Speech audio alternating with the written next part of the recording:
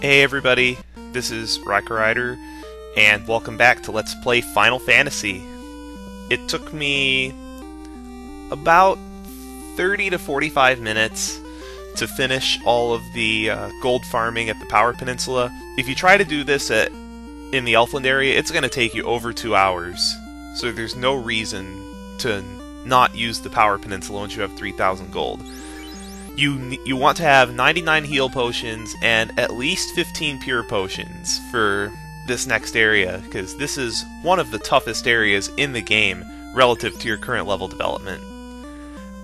I got everything on the shopping list except for the level 4 spells, because none of them are particularly pertinent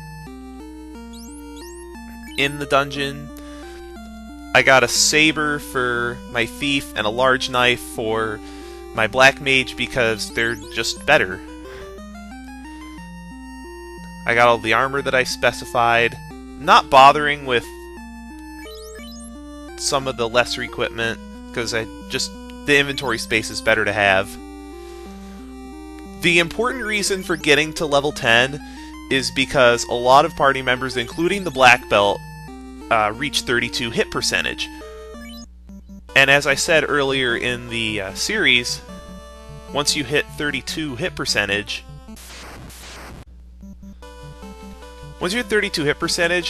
your physical attack has a chance of making 2 hits in battle, so you effectively double your damage.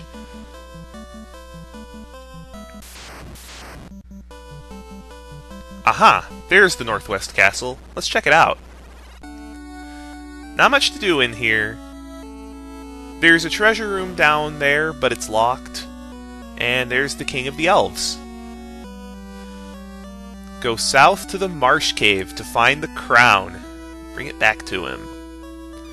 This is a lot harder than it seems.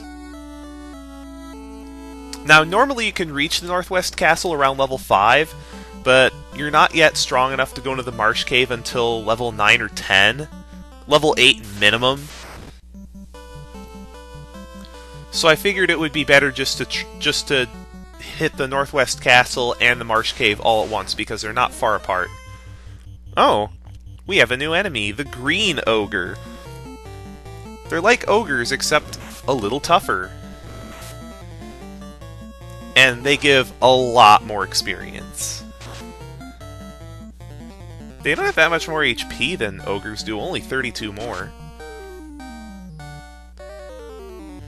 There's nothing much to them. They're just powerful vanilla attackers, and they just get wrecked by the Silver Sword. I don't understand what the developers were thinking, because the weapons in the next town are actually weaker than the Silver Sword.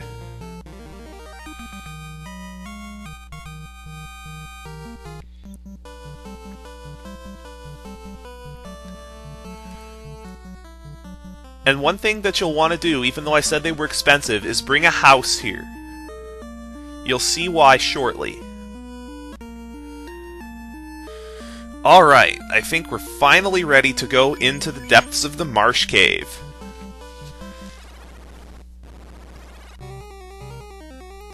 Well, what we're going to do is we're actually going to take 2 trips.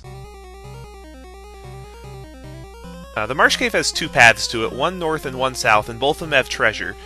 So I'm going to get the treasure on the north side, and then head out and use a house. This is a new enemy, the Shadow.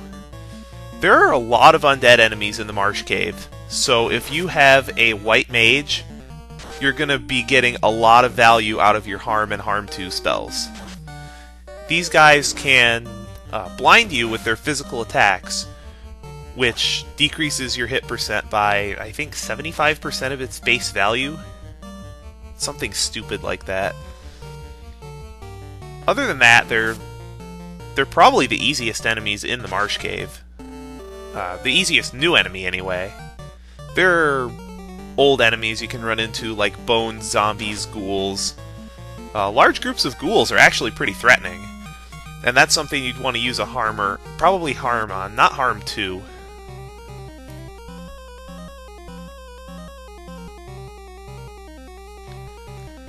Almost there. Okay, here's another new enemy. Crawl. These guys are extremely annoying because they only have 1 damage, but they can hit up to 8 times, and they can paralyze you. So you'll get paralyzed almost guaranteed. They're not undead, they don't have any special attacks, any weaknesses, any resistances, or any monster types. I would take them out first, because they most often appear in large group as singles or as 2-ofs in a large group of bones, which you can take out with your physical attacks in 1 hit, even with the Black Mage. I don't understand why these guys show up here. There's just no point to them. The experience isn't even worth it. Just doesn't make much sense to me. I mean flavor, I guess, but they just go down so fast. It's almost even worth using harm on them. Okay, this floor has some treasure that we want. It's got 3 treasure rooms, 4 treasure chests. All of them contain something. Get a large knife if you didn't buy one for your Black Mage. Oh boy, these guys hurt. The reason why these guys hurt so much is because not only do they have a significant amount of attack power, but they can hit up to 4 times. So, with if you have a character with an absorb rating of 0, the Gargoyle can actually do up to 96 damage to a party member, which is absurd for this point in the game. Thankfully, they've only got 80 HP, so they're pretty easy to take out.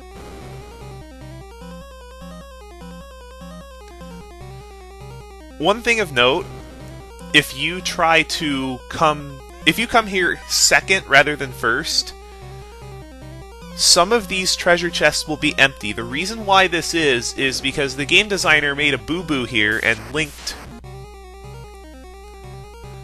Now, as I was saying before I got rudely interrupted by that battle, some of these are duplicate chests because the game developer made an error in doing their events for chests. Basically to see, you open this chest, you got the item out of it, the item isn't there anymore. And I'm guilty of this myself. In an RPG I designed a programming class back when I was in high school. And I didn't get them all, which... well, the teacher didn't notice because, well, he wasn't gonna bug test a 10-hour game.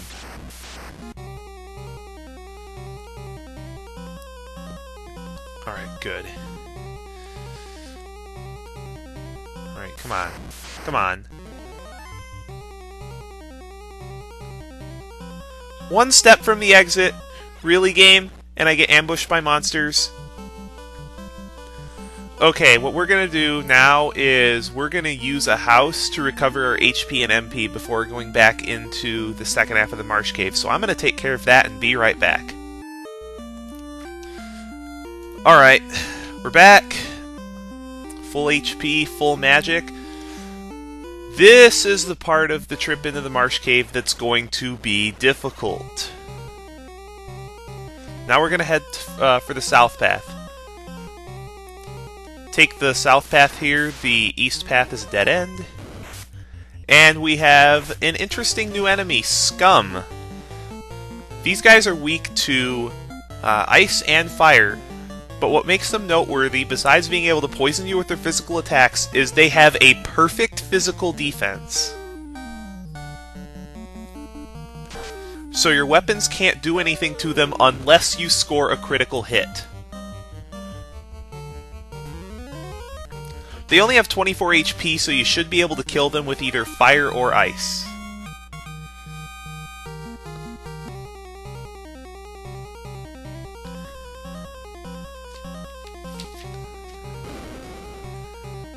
It's kind of mean of them hiding the stairs in what you would think would be a treasure room.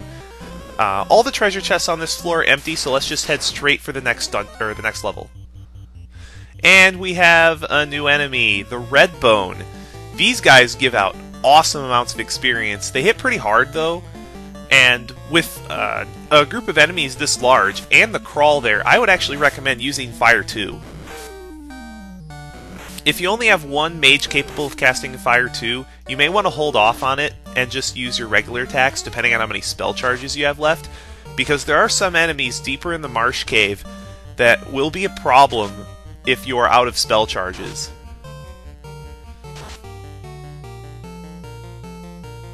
But Fire 2 will pretty much clean up any encounter here. Really weird that Fire 2 didn't kill the Red Bone because he's weak to it. And he only has... Oh, he does have 144 HP. I guess that is a lot. Thought he had less HP than that. Pretty good experience, huh? I mean, that's not saying much, because if we really wanted to gain experience, we could just go back to the Power Peninsula. But I don't want to abuse that too much. Let's make the game interesting.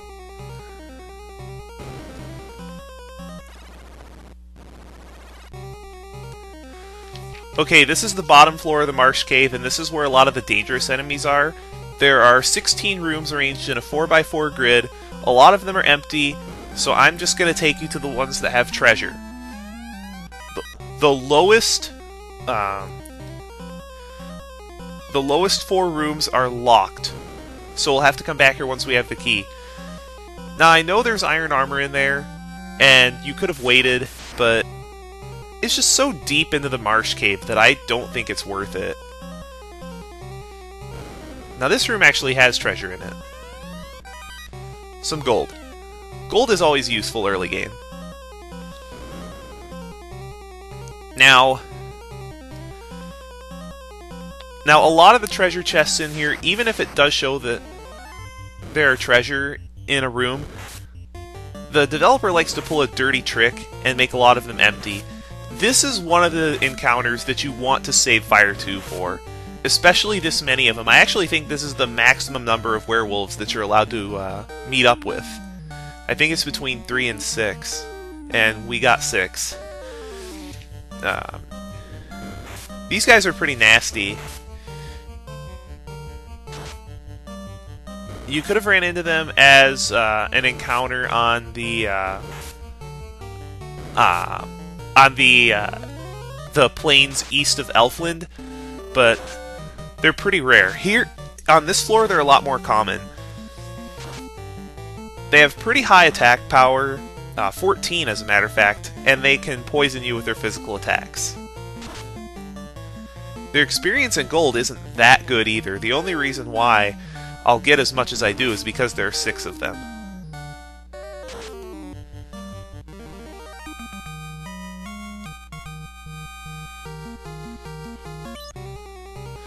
And this is why you brought so many pure potions.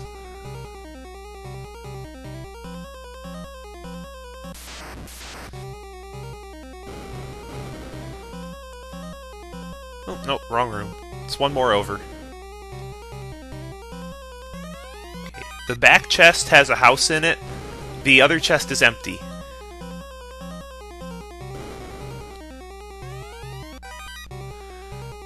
There's a copper bracelet.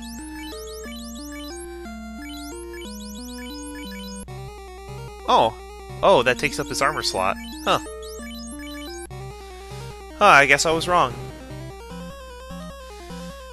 See, I'm not professional like H.C. Bailey is. You guys know this. What is with all the ambushes today? I think the game just hates me. Gee, I wonder what could be in that chest. If I take one more step forward, I'll run into a fixed encounter with some pretty nasty enemies. The way fixed encounters work is a certain tile is trapped, and you can actually repeatedly trigger these tiles, and there's a couple spots that are particularly abusive, and I'll cover them later. Wizards, unlike what you would think of them, they're actually really hard-hitting physical attackers. They have an attack rating of, I believe, 30, and they can hit twice per round. So they're nasty. You can run into up to 4 of them, and if you run into 4 of them, they can really wreck you in a hurry. They're actually water-type enemies, believe it or not, so if you have lightning too, use it. They're resistant to pretty much everything else.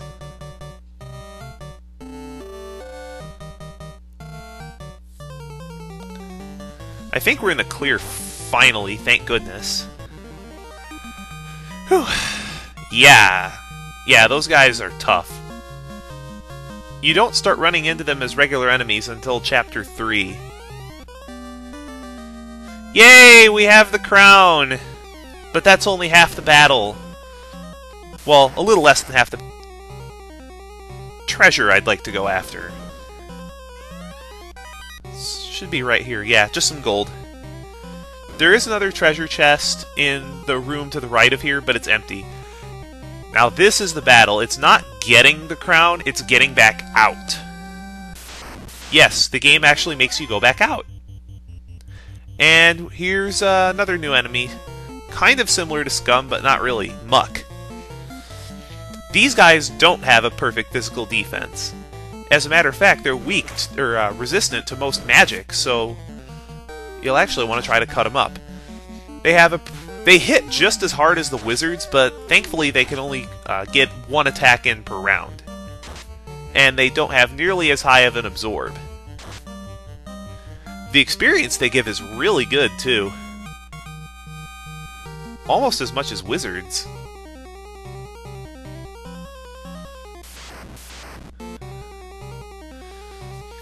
Another very important thing, if you're running low on spell charges and you run into groups of like SCUM, MUCK, and Shadow, you can actually run from them pretty easily, especially SCUM.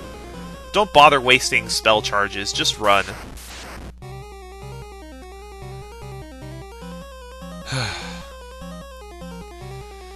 Just a little bit more to go. One more floor.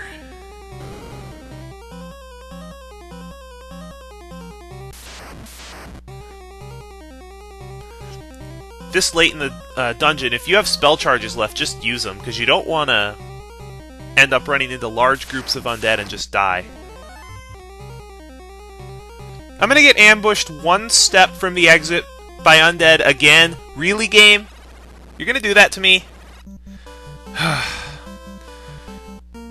You need to stop scaring me like that, game. Anyway, what I'm gonna do is I'm gonna go back to town, restock on heal potions and, well, everything, before returning to the Northwest Castle. And I'm gonna do that next time on Let's Play Final Fantasy. See you guys later.